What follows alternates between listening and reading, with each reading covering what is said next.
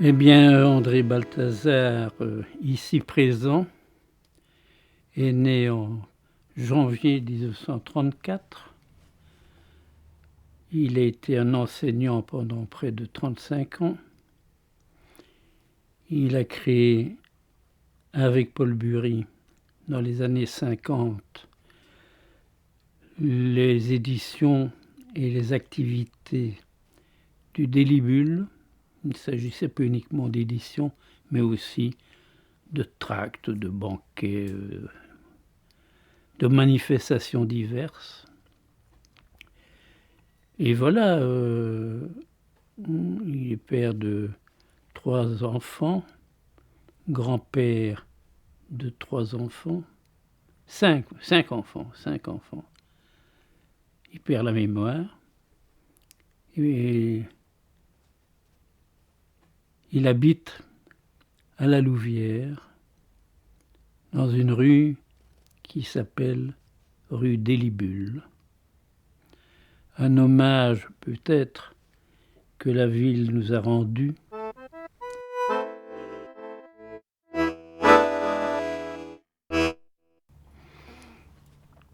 Mais l'impertinence, je crois, appartient aussi à un domaine un peu plus vaste, qui est celui de la dérision. Mais il n'y a pas de dérision, me semble-t-il, sans qu'il y ait de l'autodérision.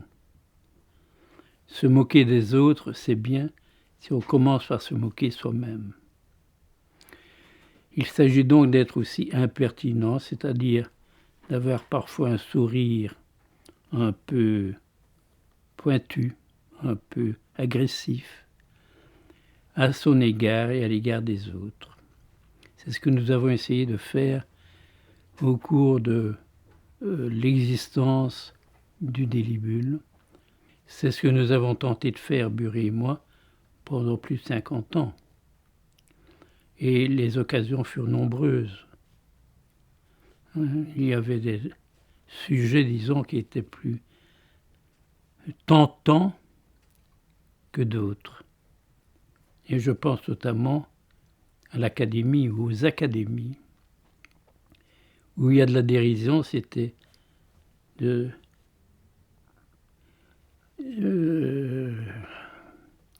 rire de la rigueur, de la raideur des académiciens officiels.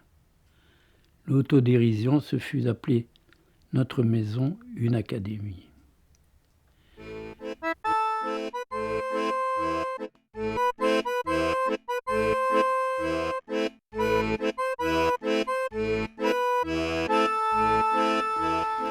Mais il y a des clowns qui peuvent être impertinents, mais généralement le clown joue davantage sur le comique. Et même, je dirais, très souvent, le plus souvent, sur le comique de geste. Mais il existe dans l'histoire du cirque des clowns, et je pense notamment à un clown russe comme Popov, qui était finalement un clown grave. On en riait, mais on peut rire de la gravité, et on peut sourire de celle-ci, et on peut être indifférent à celle-là. Vous savez, je crois que quand on parle justement de dérision, d'humour, de façon plus vaste d'humour, nous n'en avons pas tous la même conception.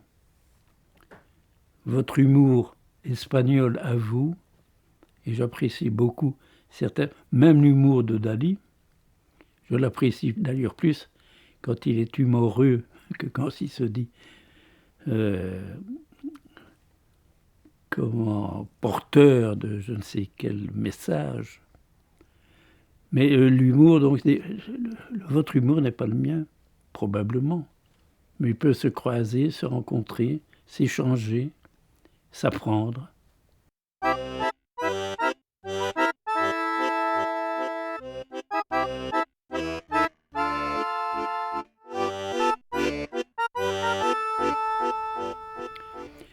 c'est une finesse. Je ne sais pas si l'escargot a beaucoup d'humour, mais il a une chance exceptionnelle, ou nous avons, nous, une chance exceptionnelle de le connaître, c'est qu'il véhicule sur lui une petite maison, c'est-à-dire dans le fond un habitacle comme le cirque, un habitacle mobile puisqu'il le véhicule, il le transporte, il le déménage constamment à petite lenteur. Et en plus, sa coquille est garnie d'un signe plein de symboles qui est une espèce de spirale très chère au poète Alfred Jarry, le créateur de la pataphysique. Et la pataphysique qui est, aux yeux de Jarry, la science, le père du père Ubu. La pataphysique était évidemment pour nous aussi un pouvoir poétique qui avait des liens avec notre façon de sourire ou de rire.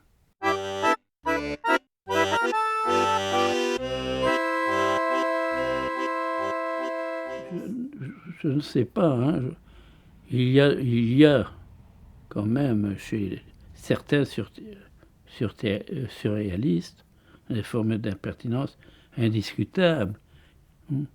Je ne crois pas que Breton le fût, parce que son caractère dogmatique, de chef, de pape, comme on a dit aussi, n'était pas conforme à la notion d'impertinence.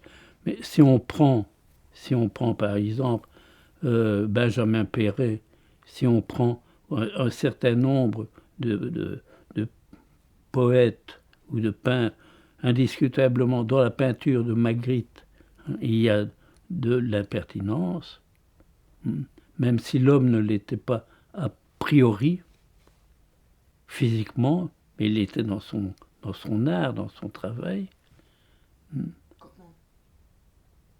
Comment dans l'imagerie, ou bien dans le commentaire traduit par le titre,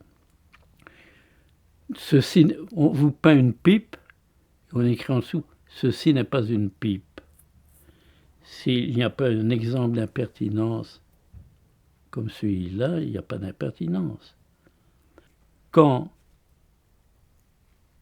E.L.T. Meysens, un grand surréaliste du groupe belge, qui vivait à Londres, et c'est lui qui en 1935, a été presque l'initiateur de l'exposition surréaliste, qui est célèbre dans l'histoire du mouvement, ici à la Louvière. Quand Meysens a eu 50 ans, il y a eu un banquet à Bruxelles. Et Bury et moi, impertinents, nous avons fait sur du papier craft, c'est-à-dire du papier d'emballage, un petit imprimé qui nous montrait deux pipes en terre unies par une très jolie cocarde. Un ensemble gracieux. Et nous avons mis en dessous « ça est deux pipes ». Ça c'est de bruxellois pour ces deux pipes. Ça, parce que ceci n'est pas deux pipes, c'était incorrect. Ceci, c'est un singulier. Bon, ça est deux pipes. Et là, nous avions presque raison contre Magritte, parce qu'on insistait sur le chiffre 2. Elles étaient deux. Mais c'était quand même pas de pipe. C'était deux images de pipe. Eh bien, quand Magritte, on était une centaine de personnes à ce banquet, et chacun avait dans son assiette, sous son bavoir, mais sous sa serviette, notre petit écrit. quand Magritte Auvert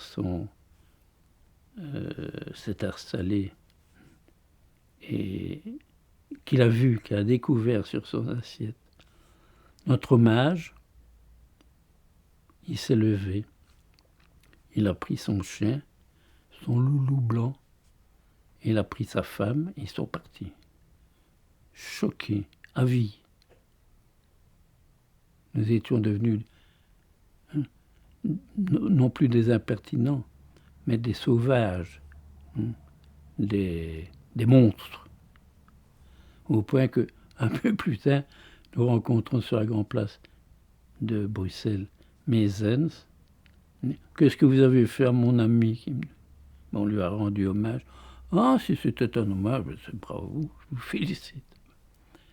Bon, c'était pas beaucoup d'humour de toute façon de la part, même s'il n'appréciait pas, il y aurait d'autres formules ou d'autres réactions plus sympathiques.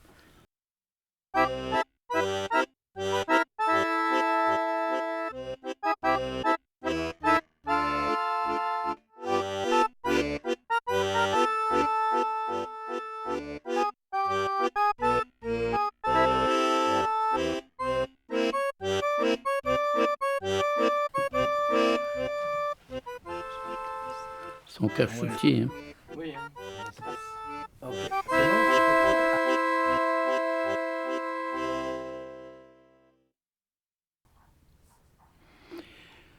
Vous allez sourire, mais ça évoque un film ancien que j'ai vu à l'époque où il est sorti à peu près, un film américain avec Cary Grant, Arsenic et vieille dentelle. Je serais tenté de dire aujourd'hui que l'arsenic est encore bien vivant et que les vieilles dentelles sont fort proches. Ah oui, ce sont deux vieilles filles qui accueillent leur neveu dans une petite maison bourgeoise, je crois, à Londres, et qui ont une passion, c'est d'empoisonner leurs visiteurs. Mais en toute grâce, pour le plaisir, pas leur plaisir seulement à eux, mais le plaisir des victimes qui sont ainsi débarrassées d'une certaine forme de vie à leurs yeux insupportable.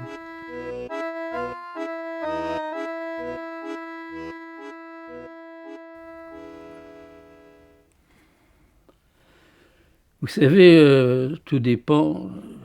Dans le théâtre, il y a beaucoup de poison.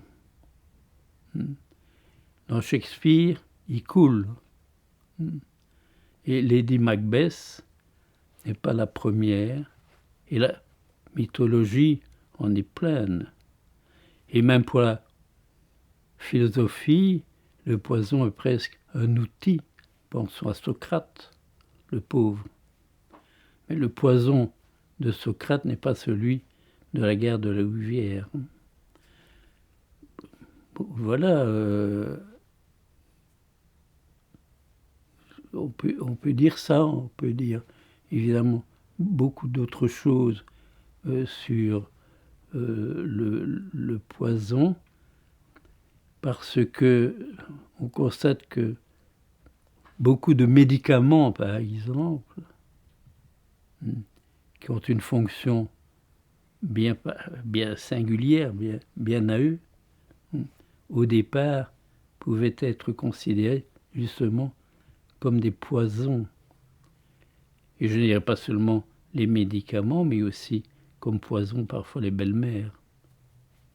Ça s'entendait dire dans le théâtre du XIXe siècle, le théâtre de boulevard, et ça se dit quand même peut-être encore aujourd'hui ailleurs que dans le théâtre.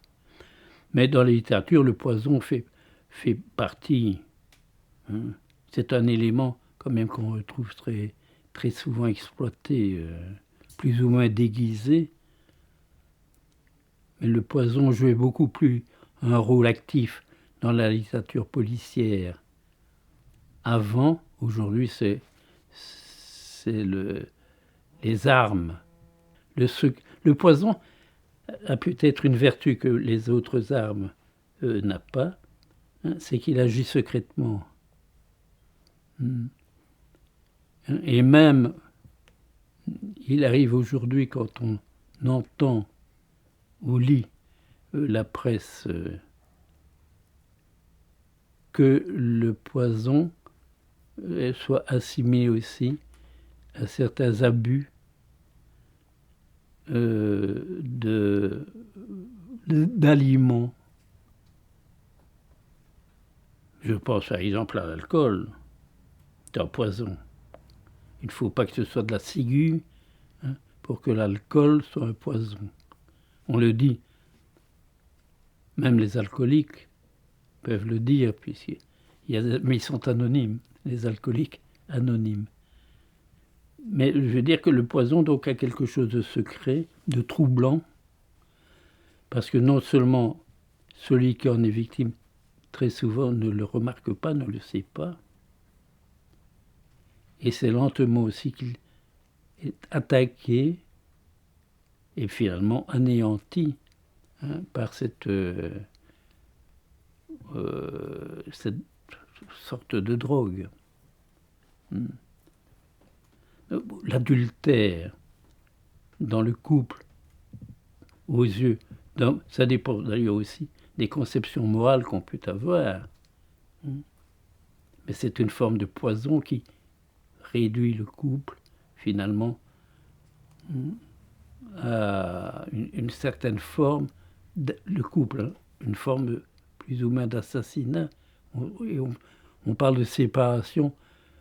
Chez les Grecs, on coupait, on pouvait couper la tête, mais il y a la séparation des deux éléments du couple, par exemple. Et le théâtre japonais en dit de belle aussi.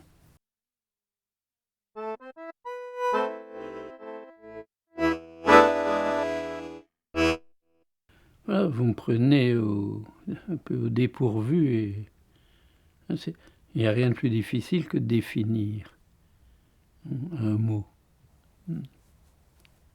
Je sais qu'il y a un autre mot qui est parfois rapproché de l'impertinence, c'est le mot insolence. Mais il y a une grande différence entre les deux, c'est que l'impertinence a un côté un peu, pas enfantin, mais un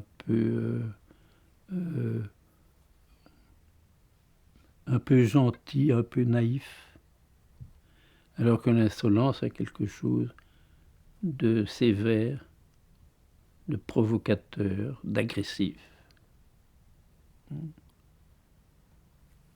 Mais il peut se faire parfois qu'il y ait des confusions entre l'un et l'autre.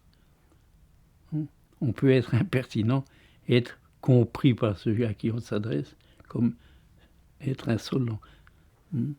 Parce que si je disais par exemple que vous êtes venu me voir et m'enregistrer,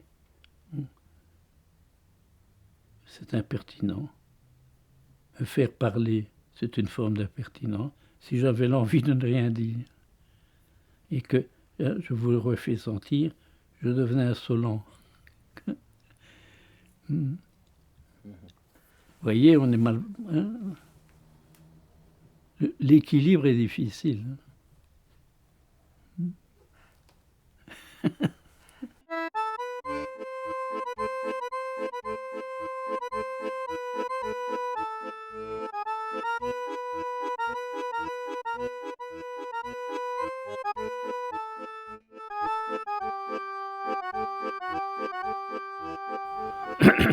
Vous savez, quand on fait n'importe quoi, un brouillon alors est impertinent. Ici, c'est un brouillon écrit par, vous pensez, par beaucoup de personnes, mais ça reste un brouillon, et il servira peut-être, ce brouillon, à réaliser quelque chose. Donc c'est pas vraiment un film dans le film ou un film sans film. C'est un projet de film pour un film non fait, mais qui n'est pas nécessairement un film à ne pas faire. Ce qui n'est pas la même chose, évidemment. Parce que si on dit un film à ne pas faire, c'est qu'on pourrait éventuellement être convaincu ou bien que ce film serait médiocre, ou qu'il serait inutile, prétentieux, sot, incompréhensif, absurde, etc. Il faut tenter l'expérience.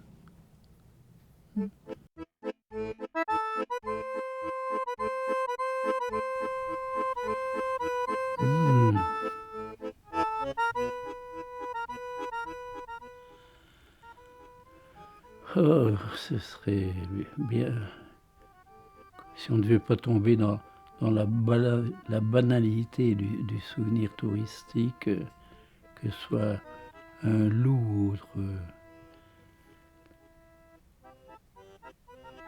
Ce serait peut-être un peu d'air dans une bouteille, de l'air de chez nous, un peu d'air dans une bouteille, parce que justement l'air de la Louvière n'est jamais vide. Il est plein de poussière d'usine, de poussière de travaux, et peut-être aussi serait-il pour l'ami en question intéressant de le comparer à l'idée qu'il s'en faisait. Nous sommes, comme vous le voyez, en plein vide, mais dans une bouteille.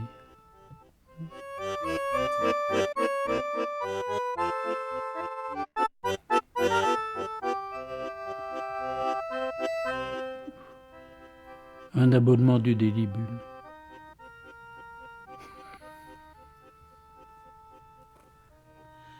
C'est une conclusion.